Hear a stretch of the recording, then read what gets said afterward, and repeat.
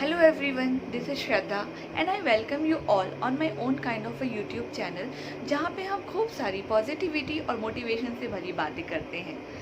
आज का जो मेरा ये टॉपिक है, ये मेरे लास्ट जो वीडियो बनाया था उसका ही कंटिन्यूएशन है and that is self confidence. Self confidence क्यों इतना ज़रूरी है? वो इसलिए इतना ज़रूरी है क्योंकि सेल्फ कॉन्फिडेंस अगर आपके अंदर है तो दूसरे आप पर भरोसा करे या ना करे, अगर आपको खुद पर भरोसा होता है ना, तो आपको चाहे आपके गोल को अचीव करने में कितना ही वक्त क्यों ना लग रहा हो, आपका हौसला जो है वो बहुत ही स्ट्रांग होता है। और बस इसलिए ही सेल्फ कॉन्फिडेंस बहुत ही मेजर रोल प्ले करता है किसी भी गोल को अचीव करने के लिए। तो मेरा तो पर्सनली ये मानना है कि सेल्फ कॉन्फिडेंस जो है वो हम सबके अंदर ही होता है, बस हमें ज़रूरत है उसे थोड़ा सा ब्रशअप करने की और उसे थोड़ा सा बूस्ट अप करने की। तो बस उसके लिए ही आज मैं 5 टिप्स लेकर आई। So let's get started. So self confidence को इंक्रीज करने के लिए या बूस्ट अप करने के लिए जो फर्स्ट पॉइंट है वो है टू बिकम फियरलेस। आपको नीडर होना पड़ेगा, आपको फियरलेस होना पड़ेगा। और फियरलेस ऐसे बोल दिए तब तो नहीं हो सकते ना, तो फियरलेस हो ही कैसे? वो कहते हैं ना, डर के आगे ही जीत है। ये तो सबको पता है कि डर के आगे ही जीत है, लेकिन हमें डर के आगे जाना कैसे है ये हमें समझ में नहीं आता है। सो डर के आगे जाने के लिए आपको बस एक ही काम करना है कि जिस भी काम को करने के लिए आप डरते हो, जिस भी काम के लिए आपके अंदर डर है कि वो काम आप अच्छे से कर पाओगे या नहीं कर पाओगे, बस आपको ये करना है कि उस काम को बार बार करें। जितना ज़्यादा आप उस काम को अपने प्रैक्टिस में लेकर आएंगे उतना ही वो काम इजी हो जाएगा। और वो काम इजी नहीं होता, एक्चुअली आप बेटर हो जाते हो। वो कहते हैं ना, it never gets easier but you become better. तो जितने ज़्यादा आप प्रैक्टिस करोगे उतना आप बेहतर हो जाओगे और आप उतने ही उस काम के लिए कॉन्फिडेंट हो जाओगे। वो काम आपके लिए बहुत इजी हो जाएगा। इसीलिए मेरा फर्स्ट पॉइंट है to become fearless. Second point है टू ब्रेक योर ड्रीम और गोल इनटू स्मॉल स्टेप्स।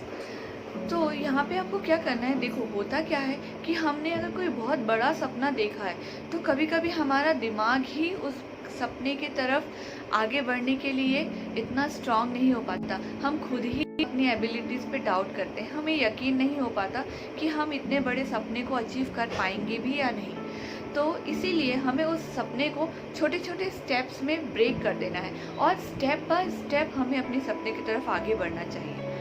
तो वो सपने को अचीव करना हमारे लिए इजी हो जाता है।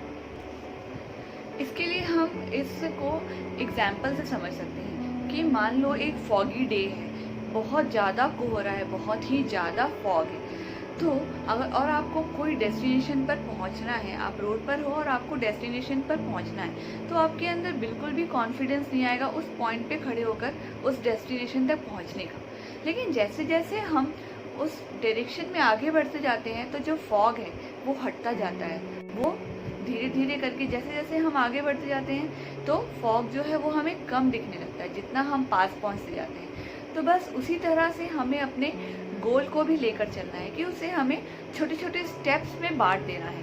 पहले फर्स्ट स्टेप अचीव करो, फिर सेकंड स्टेप पर जाने का सोचो, सेकंड अचीव करो तो थर्ड पे जाने का सोचो। इस तरह से जब हम एक एक स्टेप बाय स्टेप जाएंगे तो वो हमारा जो कॉन्फिडेंस, और जब हम एक एक पॉइंट्स को अचीव करते जाएंगे तो हमारा कॉन्फिडेंस लेवल जो है वो अपने आप ही इंक्रीज होता जाएगा। Third point is to be responsible. Yes, हमें रिस्पॉन्सिबल बनना पड़ेगा। किस चीज़ के लिए रिस्पॉन्सिबल? अपनी लाइफ के लिए रिस्पॉन्सिबल, अपने काम के लिए रिस्पॉन्सिबल, अपना केयर करने के लिए रिस्पॉन्सिबल। अब आप खुद ही सोचो कि जिस इंसान ने कभी किसी चीज़ के लिए रिस्पॉन्सिबिलिटी उठाई ही नहीं, उसे पता ही कैसे चलेगा कि वो कितने अच्छे से उस काम को कर सकता है।